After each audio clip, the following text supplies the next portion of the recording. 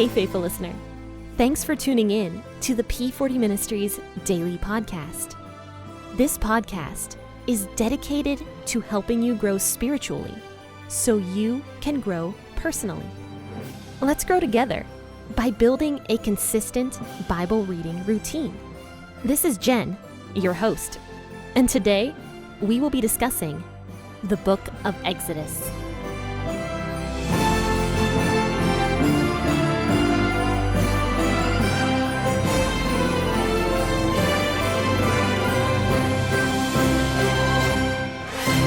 Good morning, faithful listener. You have tuned into the P40 Ministries podcast, and I am your host, Jenn here, ready and willing to discuss with you guys Exodus chapter 36, verses 1 through 7.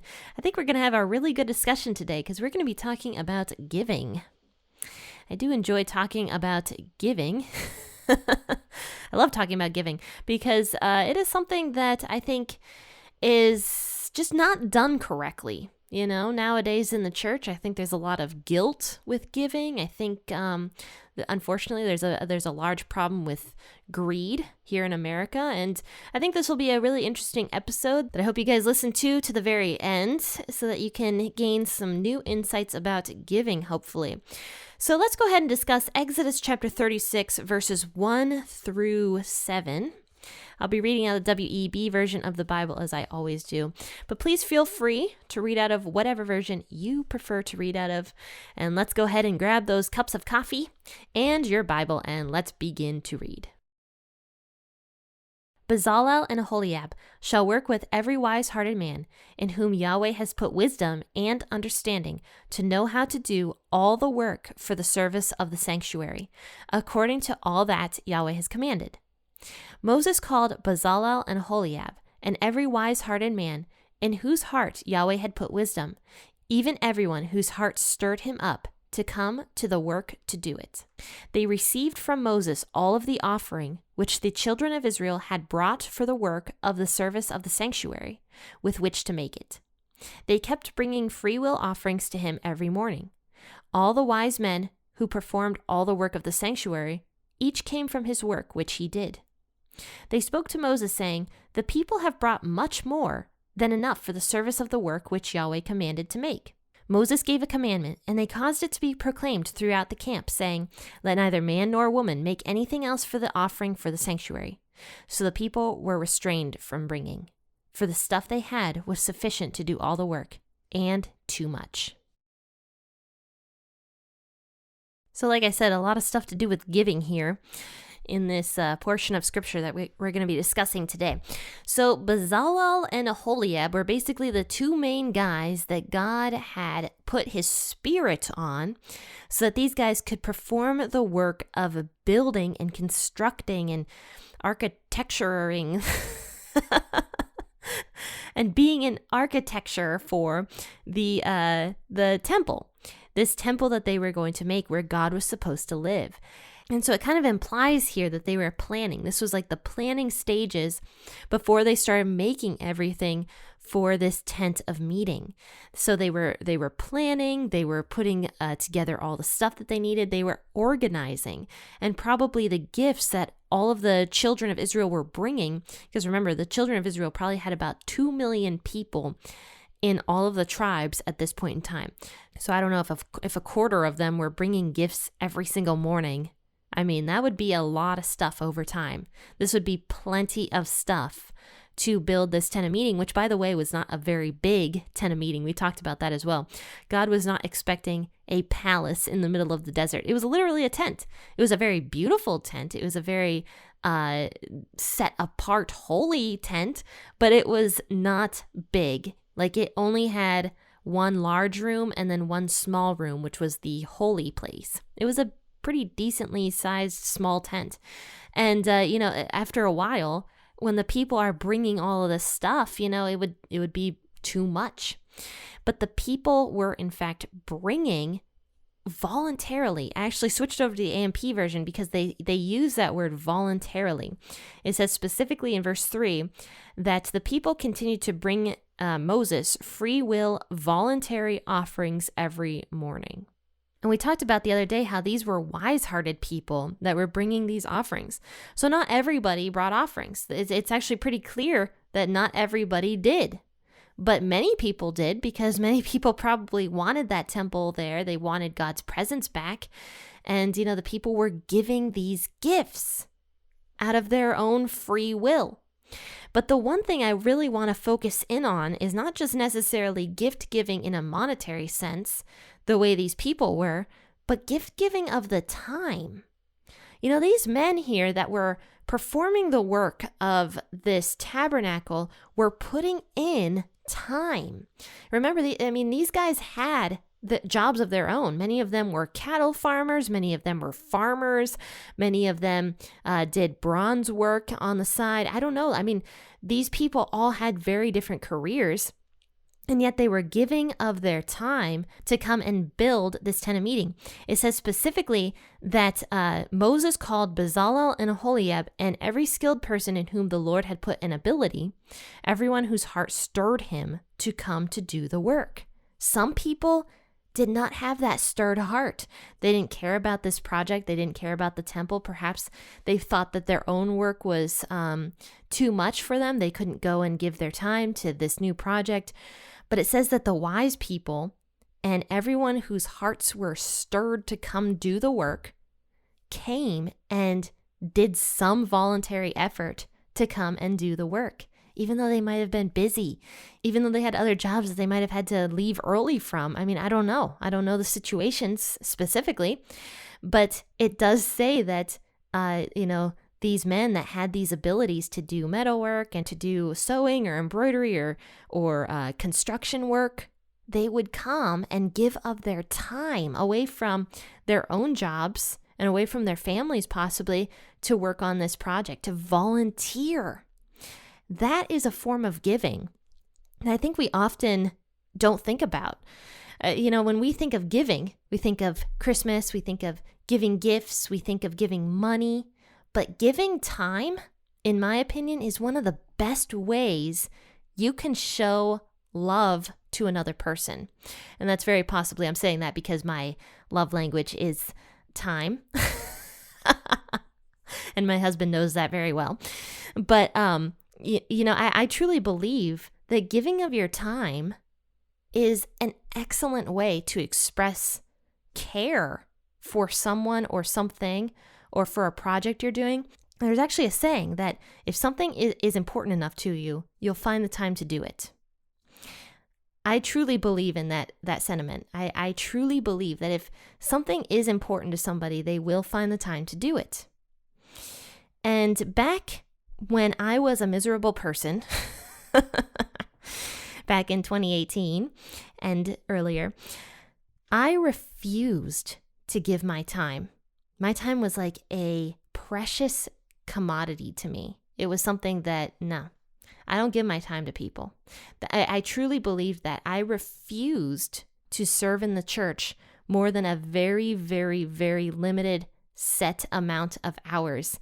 And when I did those set amount of hours, or more like set amount of minutes, because it would not ever be hours, those set amount of minutes, it was like a box I was checking off. Like this box that would help me get into heaven or something. And I really did believe that. I thought that, this is something I have to do because the church needs it. And, this is something that I have to do in order to be a good person. That was truly what I believed. But yet my heart was so wrong in that circumstance. I was not one of these people back then that God considers to be wise-hearted. Back in those days, if this project would have happened, I truly don't think I would have given my time. Maybe I would have given a gift.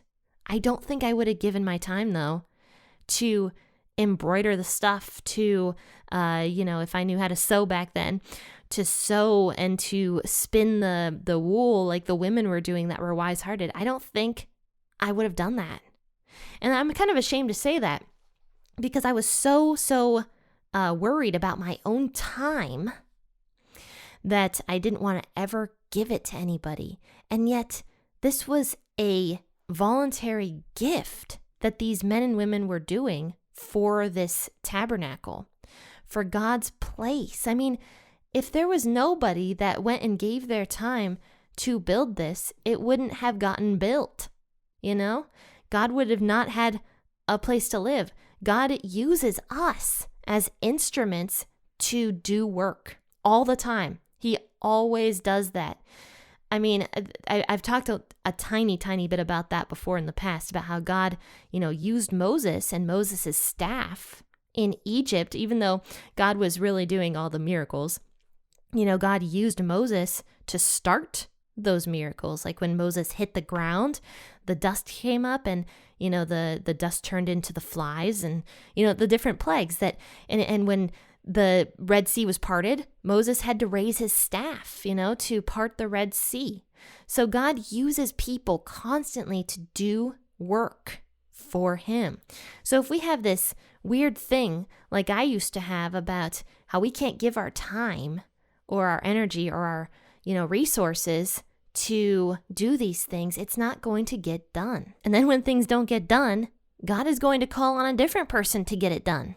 Because that's what ends up happening all throughout the Bible. When people don't do what they're supposed to do, God calls on a very, very, very different person to accomplish the good work. And the people who were originally supposed to do the stuff, that special blessing from God gets taken away, that special opportunity to work on such a fantastic project that we talk about to this day, the temple, that gets taken from them. They no longer have that opportunity. So what does it say here in verse 6? It says that Moses issued a command and it was proclaimed throughout the camp, let neither man nor woman do any more work for the sanctuary offering. So everybody who chose not to give a gift at this point was no longer allowed to give a gift, because the people who had brought gifts generously, there was enough. There was more than enough. It says that there was too much, actually.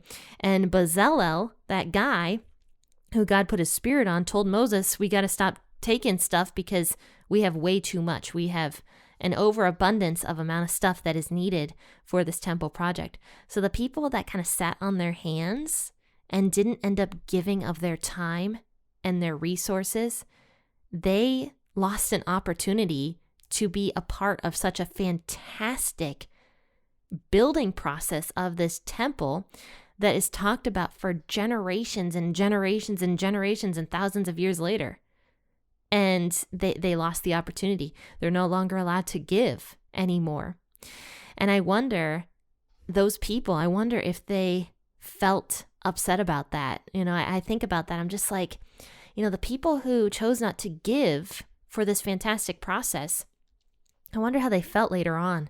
Were they just like, man, I really missed out on something special by not, giving of some of my stuff, of my time, of my money, of my, gold and silver or whatever else I had to make this temple project. I wonder if they thought that. So I think the moral of this story is, don't just wait around, do something. And for me personally, I'm going to tell a little bit more of my testimony. Back in 2018 and before, when I had this mindset, I had the most time I ever had in my entire life. I was working part-time. I was not going to school. And, I considered myself to have the most terrible job in the entire world at the time. And, the weight of the world was on my shoulders and I didn't have any time at all. But then that all changed in 2019 when I actually got a terrible job, like a truly terrible job that changed my life. And I am so happy that I got that job. I'm so happy because it changed my entire life. It changed my entire mindset about giving and about God, as miserable as it was at the time and how little time I had, because I don't know if you guys have heard my testimony before, but I was working full time at a very, very labor intensive job. And at night I was going to school full time. So I was working, totally, I was probably working like 65, 70 hours a week between school and work, if not more because of homework and stuff like that. But somehow I was able to start giving of my time. That's what's so crazy about this. It was like somehow time started appearing a little bit for me, because I remember thinking in about probably October of 2019, when I was in the middle of all of that, I was like, I don't know if I can do this stuff at church. And the crazy thing was all of a sudden I did want to start giving of my time, because I had this mindset change about God and about life and everything through that career that I ended up having. And I started actually wanting to go to church and starting to want to give my time to people. And I started enjoying serving. Isn't that weird? I loved it. It filled me up. It was fulfilling. Serving in the background was fulfilling. So I remember one week I was sitting there stressed out of my mind. I will never forget the way that stress felt. It was like I was in a constant haze for the entire year, because it was just one thing after another after another. My mind was just constantly moving because of how busy I was. And I've never been that busy since, by the way. But since then, I remember sitting there on my desk and I was sick, because I was like, I have this homework assignment I have to get done. I have to work tomorrow on this new core that I don't know how to do, and this and that, and then plus on top of this, I have to go to church tomorrow night, and I have to teach this thing, and I have no clue what I'm doing. And I remember sitting there, and it was like, it's going to be okay. And somehow I found the time to get all of that done. I worked somehow very, very lean. And if you know me, I'm extremely disorganized. So this was miraculous for me. Somehow I found order in my life, and I was able to accomplish my paper that was due. I was able to work the next day on this new core that I wasn't sure how to do. And then that night I was able to go, and somehow I found the time to research the topic I was going to be talking about and present my material to the women of my church. And so it's just interesting, and that's kind of a little bit of my testimony that went on in 2019. But, it's interesting how when you're using service as just a box to accomplish because you think you're going to, be a better person or get on God's good side, it's never, ever, ever going to be fulfilling. But when you're doing it because you really want to, which is what happened to me, I was very busy, but all of a sudden I truly did want to serve, you're going to find the time to do it, and you're going to enjoy it. Isn't that crazy? You're going to enjoy it, and it's going to be fulfilling. It's going to be so fulfilling. And thankfully, that entire experience that I had led to P40 Ministries. I always say that P40 Ministries, I don't know if you guys know what the title means, but it actually stands for Psalm 40 Ministries. And Psalm 40 verses 1 and 2 says, "He lifted me up out of the mud and the mire and set my feet on solid ground and steadied me as I walked along." Those are actually the verses of P40 Ministries, because that's what God did for me. He completely changed my mindset about literally everything in my life, about myself, about Him, about service, about my husband. He changed all that in a very short period of time and shaped me into a completely different person. He pulled me up out of that sticky mud and mire that I had put myself into, and He set my feet on solid ground. And now currently He is steadying me as I walk along. And every time I talk about it, I get kind of teary. But that is what God is able to do for each and every single person. And I believe that He can also do it for you, especially if you begin to change your mindset from self and change it from self and put your mindset onto God. And rather think, what can I do for me today? Think about, what can I do for God today? And I think that is kind of what, in a weird way, Exodus 36, 1-7 is about. How these men and women took their minds off of themselves and put it on something greater, onto God. And they were able to do this fantastic thing that is still talked about to this day. Friends and faithful listeners, I hope you enjoyed this episode. And if you got convicted today, awesome. I'm extremely happy about that. And definitely share it on your social media platforms if you were convicted as well. But friends, it is the month of giving. It is the month of December, and thus Christmas, which we consider Christmas to be the time of giving. So think about a way that you can give more of your time and of your money and of your gifts to other people this month, because God truly does love a cheerful giver. That's what it says in the Bible. He doesn't want you to give of your time like I did back in those days, selfishly or just to check off a box, but he wants you to truly give because you cheerfully want to. But you know what? As I say at the end of every single podcast episode, happy listening and God bless.